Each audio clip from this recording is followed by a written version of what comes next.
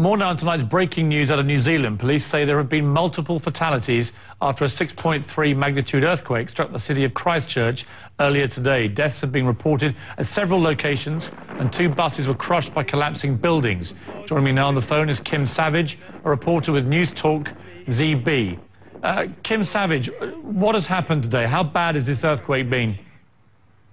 Yes, we're just starting to get reports out of the city of Christchurch, which is in the South Island of New Zealand. What we do know is that there was an earthquake just before 1 o'clock this afternoon, local time here, a 6.3 magnitude quake around 5 kilometres deep. So a fairly shallow quake, and it was centred not too far away from that main city of Christchurch.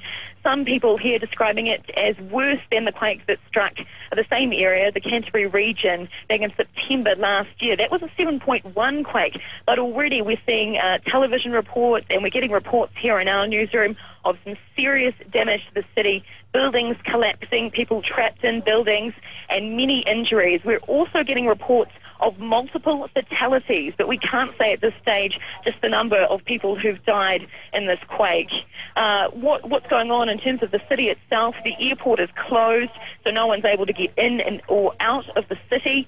Cell phones down, so as you can imagine, we're struggling to get information about what's actually going on down there. And our government here has activated a civil defence centre in Wellington, our capital.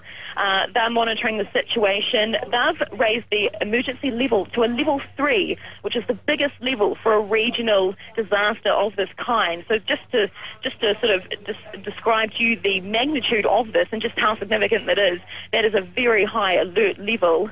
Our Prime Minister, he has he is actually on his way to Christchurch. He will be making his way there. I imagine he might find that difficult, but he will be there to see the situation for himself.